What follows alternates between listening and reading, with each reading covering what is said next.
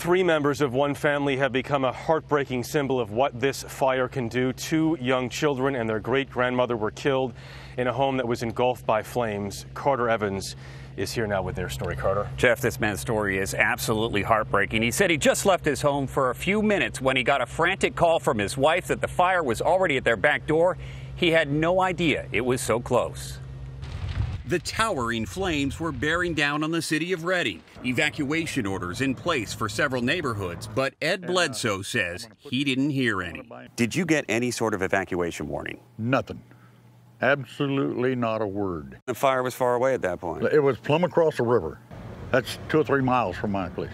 Bledsoe's wife Melody was there with their great-grandchildren, 5-year-old James and 4-year-old Emily. Ed said he needed to run a quick errand. They wanted to go with me. I wouldn't take them with me because I didn't have air conditioning in my damn truck. So I said, no, it's so hot out there. You guys just stay here and Grandpa will be right back. I was only going about 15 minutes when my wife called me and said, you got to get here. The fire's coming up the hill.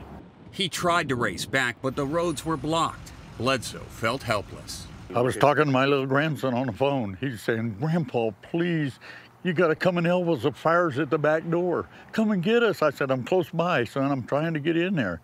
I said, I'm right by you. I said, I'm right by you, honey. Just hold on. Grandpa's coming. He stayed on the phone and could see the flames. I had to keep them as calm as I could. Emily was hollering that she loved me. She's saying, tell Grandpa I love him. And then my wife was saying, tell Grandpa I love him with all my heart. My wife wrapped them up in wet blankets, got over the top of them, and we lay there until the fire took them. The hardest thing to accept, he says, is not to have been there. I'd have done anything for them. I'd have died right there with them. They're that important to me. Now, we spoke to the Shasta County Sheriff about evacuation orders in Ed Bledsoe's neighborhood.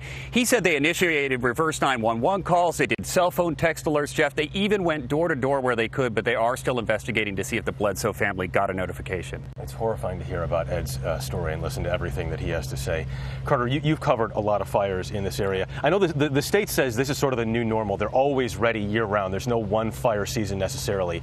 Talk about where Redding sits and what this fire has done. You know, I think if you talk to any firefighter right now, they'll tell you there is no fire season in California anymore. Fire season is a year-round event here, and the fires are getting more intense every year. That's what firefighters are telling me, and I've covered fires for many, many years, and I'll tell you, this one is one of the worst I've seen. That fire tornado and the way it jumped. Incredible. All right, Carter Evans, thank you.